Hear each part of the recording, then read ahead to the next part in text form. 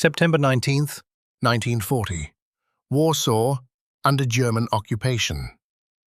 A man walks into a street roundup on purpose. Around him, women are crying. SS troops are shouting in German. Other men are trying to slip away through courtyards. He stands still. He waits to be arrested. His name is Witold Pilecki. He is 39 years old. He has volunteered for this. In 947 days, he will become the first man in history to bring out a witness account of an industrial death camp from inside the wire. Almost nobody in the West will believe him, and almost nobody, 80 years later, will know his name. How does a Polish cavalry officer convince his own underground to send him into a Nazi concentration camp on purpose? And why, when he finally gets out alive with the proof in his pocket, does he refuse the one chance at safety he has earned? The answer begins with a roundup, an estate ledger, and a habit of counting that will not leave him alone. The Warsaw of September 1940 is a city under inventory. The Germans have been in it for almost a year. The Polish state has been dissolved on paper, sliced in two on the map, and renamed in their reports. Every week, a new ordinance. Jews to the right side of the wall, Polish officers to the prison at Pawiak. Anyone in the wrong street at the wrong hour, onto a truck and away. The roundups are called lapanki, the snatchers. A district is sealed, both ends of a tram line, both ends of an avenue, and everything inside the cordon is gathered. Some go to forced labor in the Reich. Some go to prison. Some, from September 1940 onward, go to a new camp the Germans have opened near the Polish town of Auschwitz. In their language, Auschwitz. In a small flat near the central station, 3 men of the Polish underground are arguing across a kitchen table. The organization is the Tajna Armia Polska, the secret Polish army, and they have a problem. Polish officers and intellectuals have been disappearing into this new camp at a rate the courier networks cannot track. Letters do not come back. Rumors do. Typhus. Beatings. A wall by the punishment block where men are shot at dawn. But nobody in London has a clean witness. Nobody who has been inside. Nobody who has come out. The underground commander, Colonel Jan Wlodarkiewicz, lays the problem down in one sentence. We need a man on the inside. Across the table, the bookkeeper of the Leader estate finishes his tea. He has been listening. He has the kind of face that is easy to overlook. Thinning hair, quiet hands, a slight stoop from too many years over the farm ledgers. He says he will go. Wlodarkiewicz almost laughs. Pilecki repeats himself. He will go. He will let himself be taken in the next Lepanka. Once inside, he will build a cell. He will count the dead. He will get word back. The argument lasts about an hour. By the end of it, Pilecki has won. Who is he? Witold Pilecki. Born May 13th, 1901, in the Russian Empire, in a Polish family of small nobility scattered by Tsarist policy across Karelia. Cavalry officer in the Polish-Soviet War of 1920. Reserve lieutenant of the 13th Lancers of Wilno. After the war, he goes home to the family estate at Sukurcha, near Lida, marries a schoolteacher named Maria Ostrovska, has 2 children, and turns into a country squire of the slowest, most ordinary kind. He breeds horses, he paints icons in the local Orthodox church for extra money, and he keeps the estate ledger himself in his own hand, in black ink, double entry, every grain sack, every milk pail. 15 years of it. The man counts. it is who he is. That is the skill that will matter, not bravery.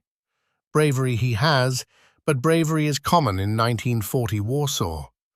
What is not common is a man who, the moment he is given a system, starts numbering the rows. On the morning of the 19th, he kisses Maria.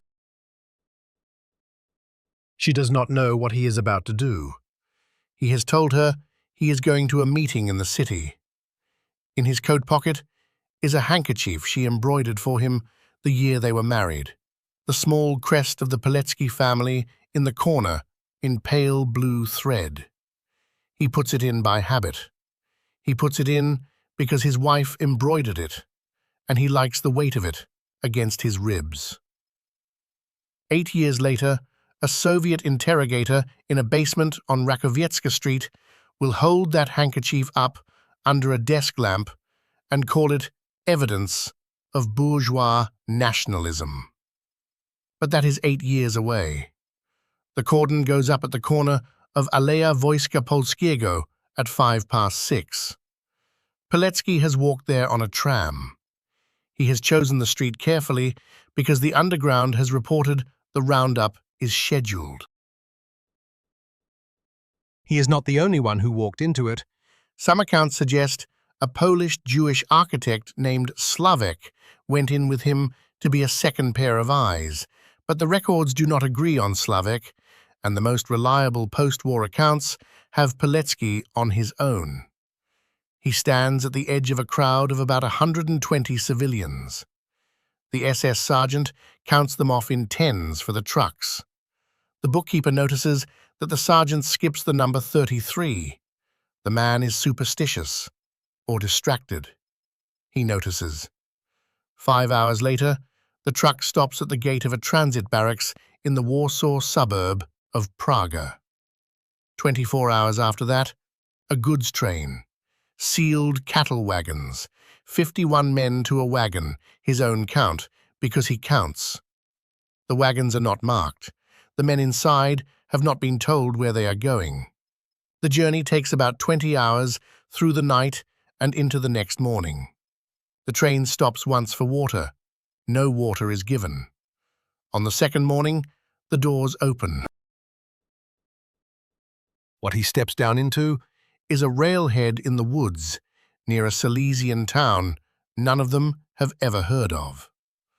White-painted signs in Gothic script, a pair of SS officers with riding crops and dogs, a long line of striped figures already on the platform who do not look up, a double row of barbed wire on concrete posts as far as he can see, with electric porcelain insulators glinting in the September sun. And over the gate, in wrought iron letters cut at angles meant to be cheerful, 3 German words: Arbeit macht frei. Inside the wire, he is shaved, photographed, beaten, processed. He is given the striped uniform and a tin bowl and the camp number 4859. He will hold that number for 2.5 years. He will use it on the inside of the lining of every coat he wears. He will sew his real name into the seam of his trousers in tiny stitches with thread pulled from a flour sack, because he is a man who keeps the books, and the books must balance, and his name is one of the entries. The first night in Block 17A, he lies on a straw pallet, so thin he can feel the planks through it.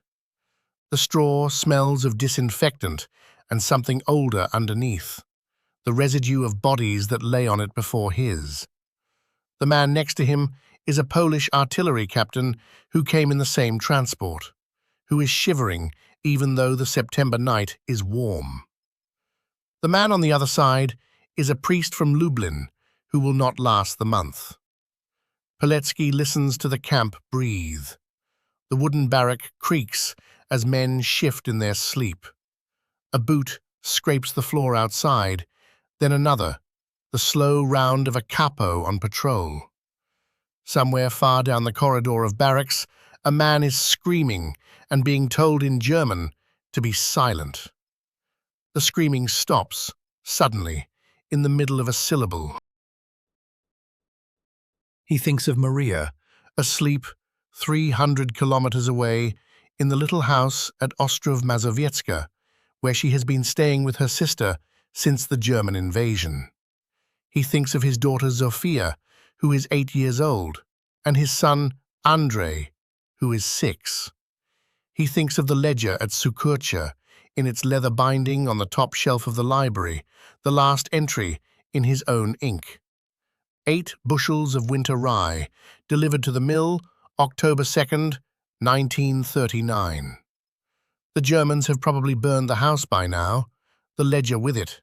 He thinks, this is also a ledger. The columns are different. The arithmetic is the same. A man arrives. A man dies. A man arrives. A man dies. He can keep the books for this place. Someone has to. He has 947 days ahead of him before the bakery door at Auschwitz II opens on Easter Monday, and a man in a stolen baker's coat steps through it into the dark. But right now, on his first night, he begins what he came to do. Lying in the dark on the pallet, he starts to count. By the morning of his second day, he has memorized the layout of his block, the names of the 4 men closest to him on the pallet row, and the rough times of the capo rounds. By the end of his first week, he has a head count of Block 17, within 4 men, day by day, broken down by transport of origin. He keeps no notebook. There is no paper. He keeps it all in his head. In the same columns, he kept the rye and the milk pails, only now the rows are men. The system reveals itself slowly, because it wants to. The SS administration of Auschwitz in the autumn of 1940 is still building the camp it will become. The original site is a former Polish artillery barracks of red brick, 2 stories high, 28 blocks behind a double-wire fence, on land confiscated from the town of Auschwitz a few months earlier. The man in charge is an SS officer named Rudolf Höss, 39 years old, an old Free Corps fighter from the Baltic campaigns, a man who likes to be photographed riding his horse along the perimeter. Underneath him, a hierarchy.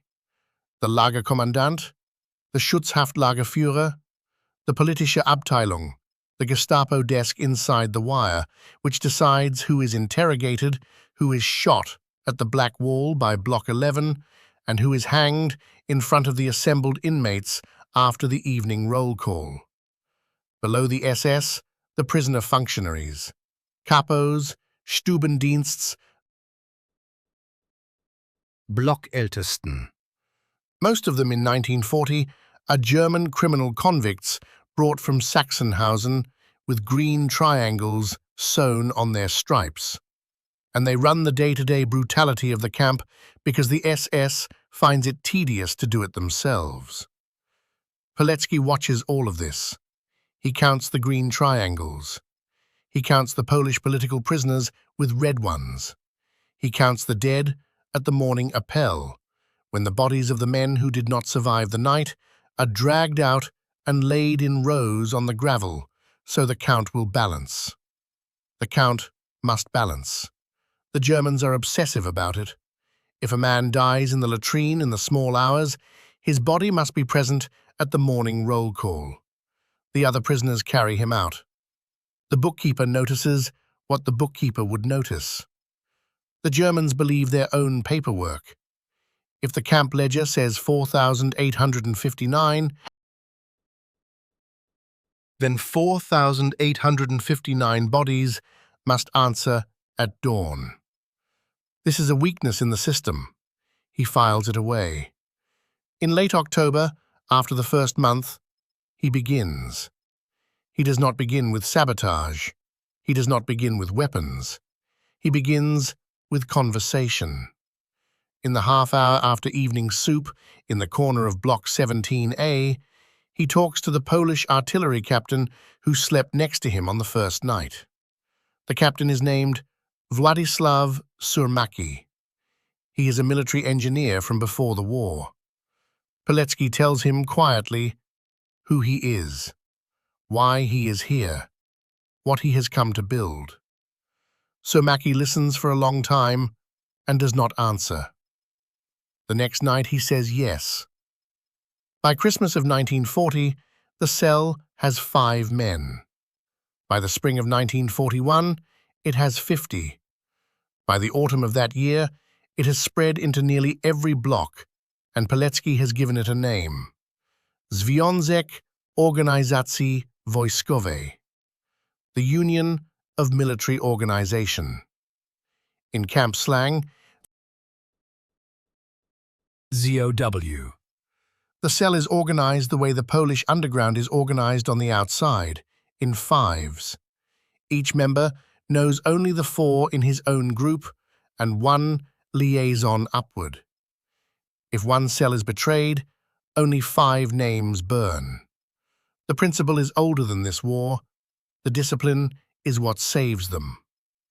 What does ZOW do? 3 things. It keeps morale alive. It plants its members in the jobs that matter, in the kitchens and the carpentry shop and the warehouses where the clothes of new arrivals are stored. And it carries information out. The information goes out the way it always goes.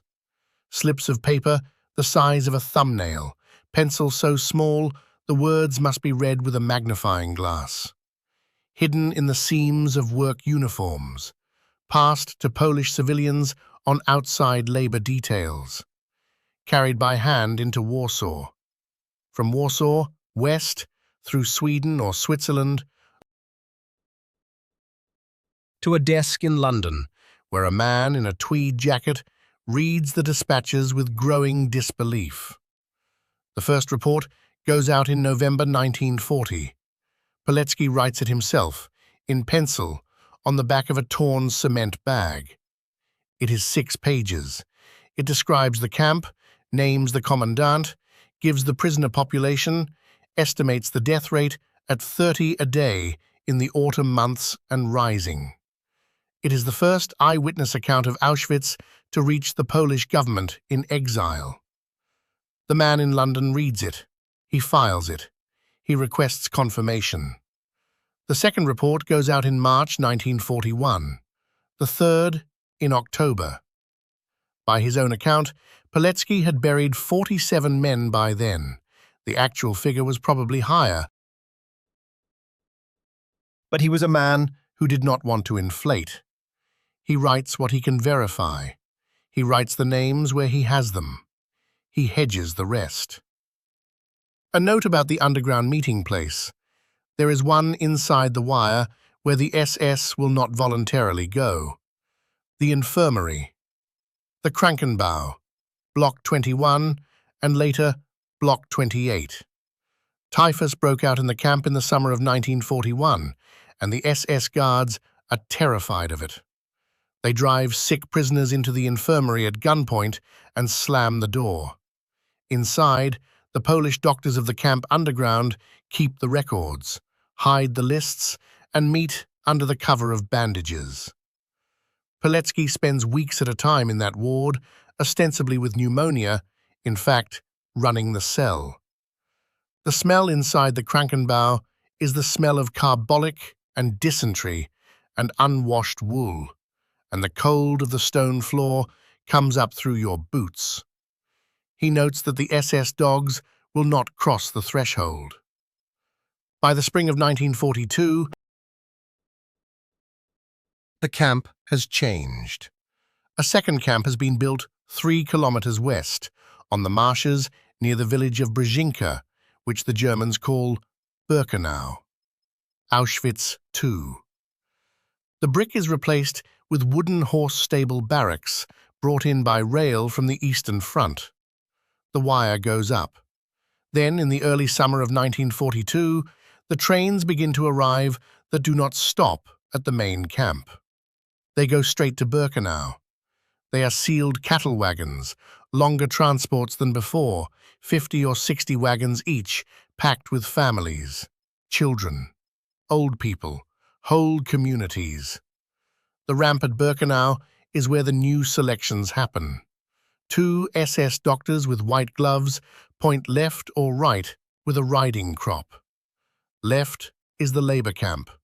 Right is a low concrete building at the end of a path lined with young birch trees.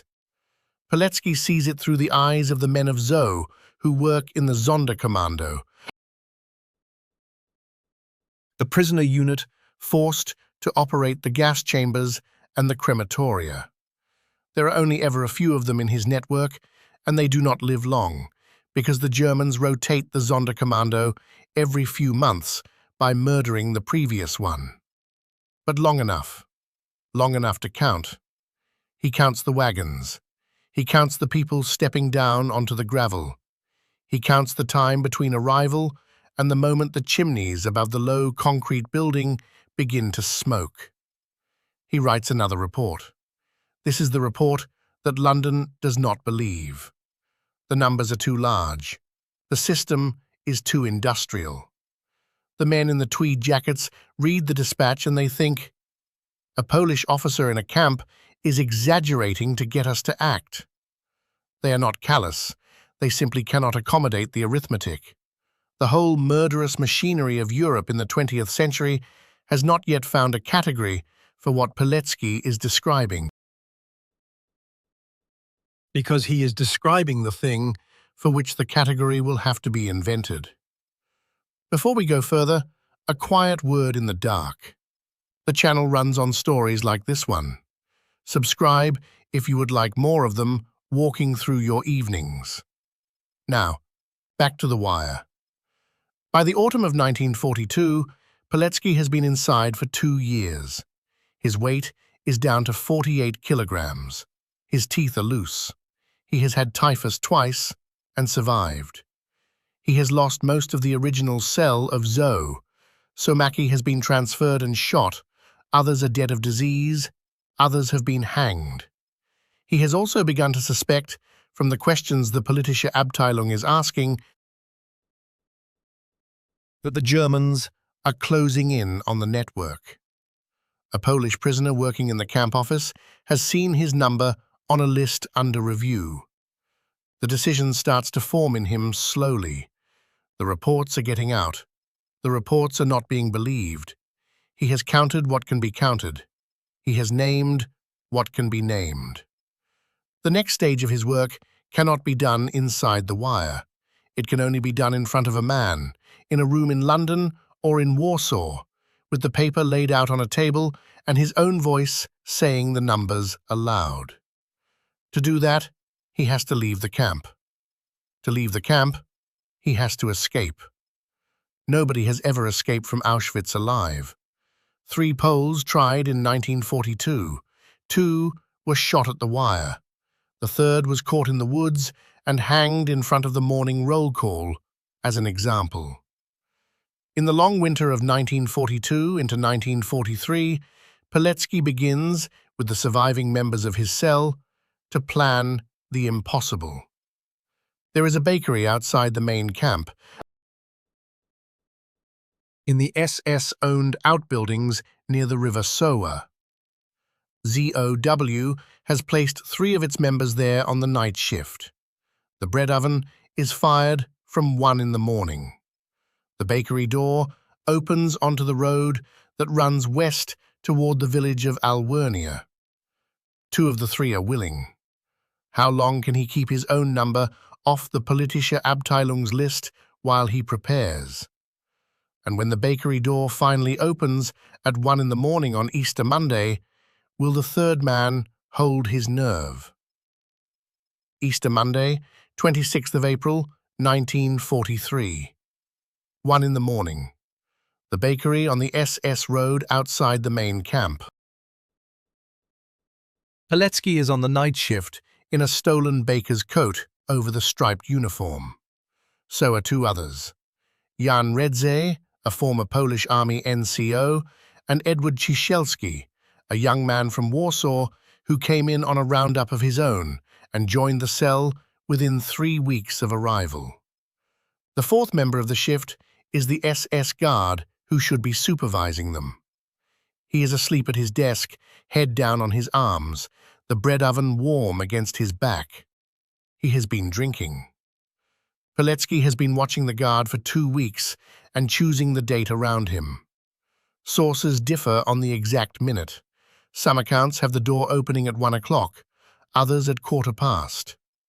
What is certain is that the 3 men slipped the lock from the inside with a piece of bent wire Ciesielski has shaped against the oven door, step out into the cold of the road, and start walking. They walk fast, not running. 3 men running at 1 in the morning on the road to Alvernia is 3 men dead before sunrise. 3 men walking is a bakery shift heading home. They have papers, not good papers, just civilian work cards, forged inside the camp by a Polish prisoner in the office, with photographs cut from old identity documents. The names on the papers are not their own. If they are stopped, the papers will last about 30 seconds against a serious German question. They are not stopped. They walk 8 kilometers before sunrise and reach the river Soa at first light. They take off their baker's coats, wade across to their waists in water still freezing from the spring melt, and climb out on the eastern bank into the woods. Behind them, at 5 in the morning, the bakery shift discovers an open door and an empty room. The SS guard is shaken awake. The alarm goes up. The morning roll call at the main camp does not balance. 3 numbers are missing.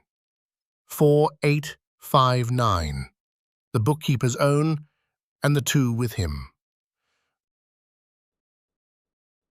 By 8 in the morning, the wires are humming with their descriptions across half of occupied Silesia.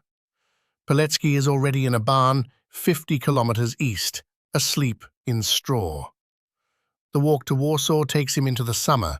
He moves through a chain of Polish farms whose owners do not ask questions, sleeps in barns, eats what is given, walks at night. The handkerchief Maria embroidered for him is still in his pocket, wrapped now in oilcloth against the river crossing. He arrives in Warsaw in August. He goes to ground in a safe house. He sits down at a table with a pencil and a stack of paper requisitioned from the underground, and he begins to write what will become known as Witold's report. It is the 3rd or 4th report he has written, depending on how the earlier dispatches are counted. It is the longest. It is the one that will survive in archive form to be read by historians in the 1990s. It runs to almost 100 pages in its eventual typescript. It contains a complete order of battle of the SS garrison at Auschwitz, the names and ranks of the officers of the Politische Abteilung, the locations of the gas chambers at Birkenau, the rough volumes of the transports through the autumn of 1942, and the names, where he has them, of the dead. He asks the underground to send it to London.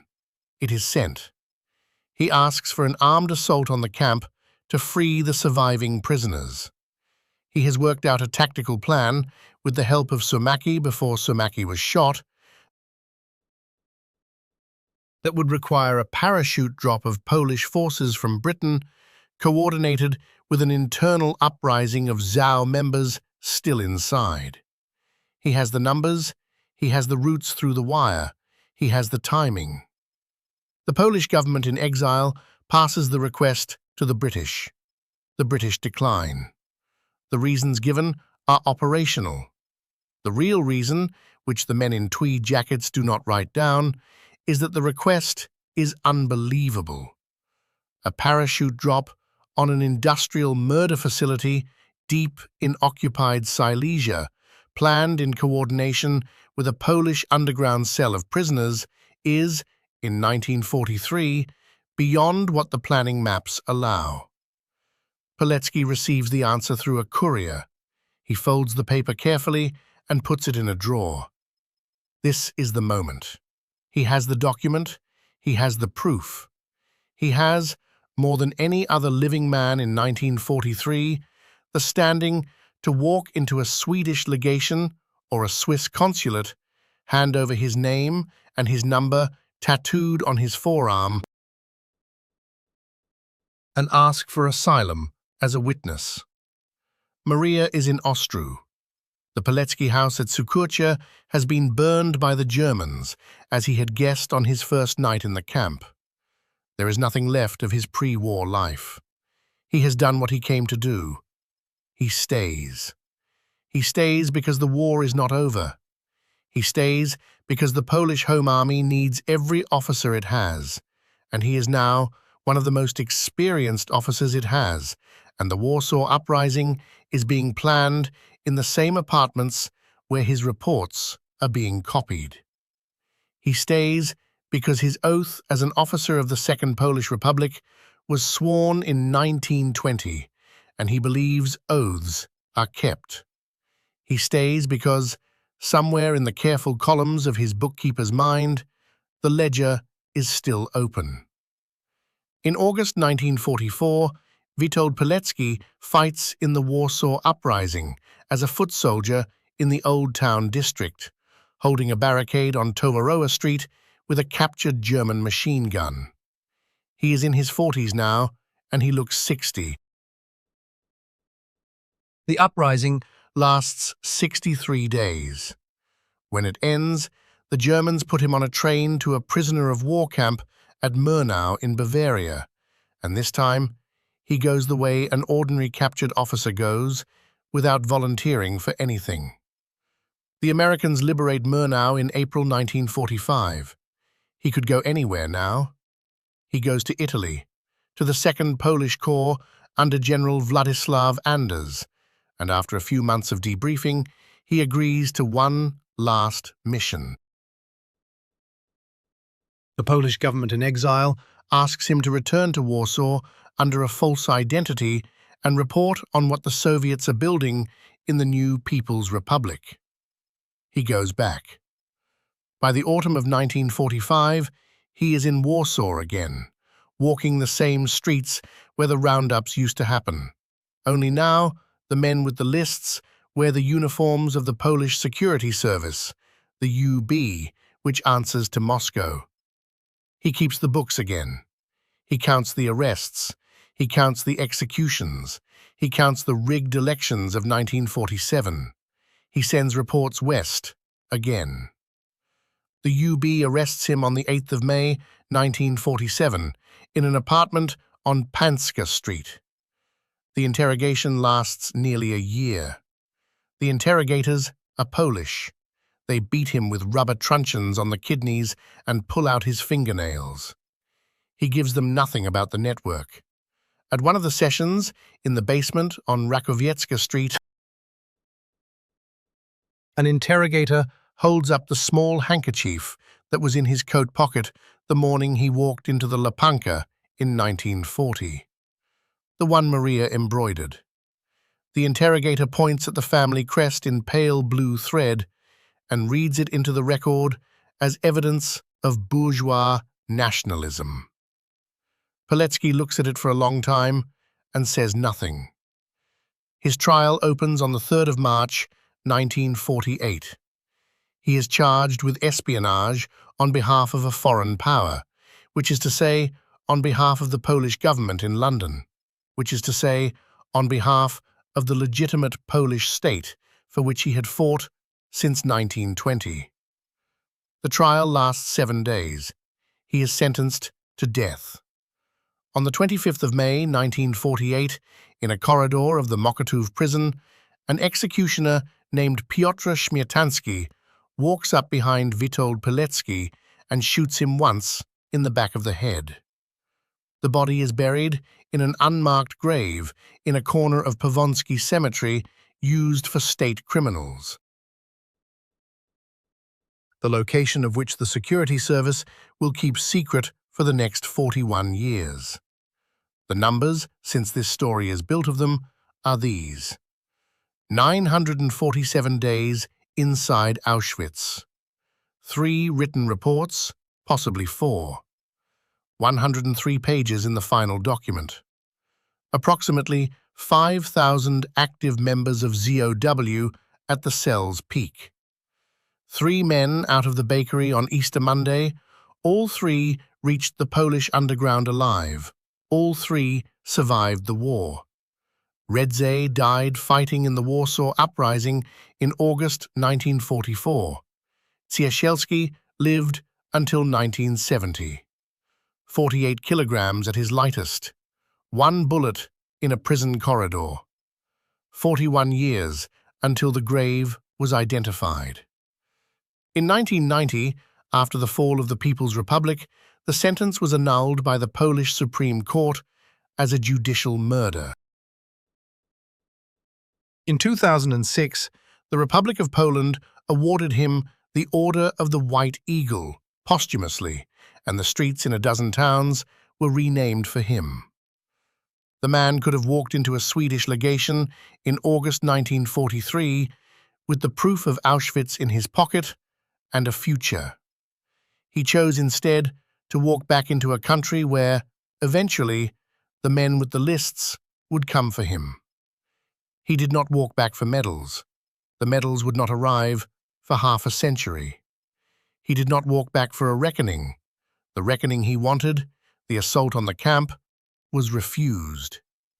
He walked back because the ledger he had been keeping since the morning of September 19th, 1940, was still open in his own hand, and an open ledger has to be closed by the man who opened it. He closed it in the corridor on Rakowiecka Street, in silence, with a bullet.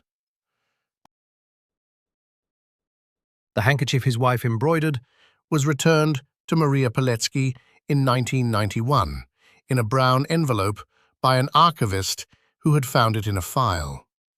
The crest is still legible. The pale blue thread has faded only slightly. If this one stayed with you, there are more on the channel. Subscribe if you want the next one delivered when it lands.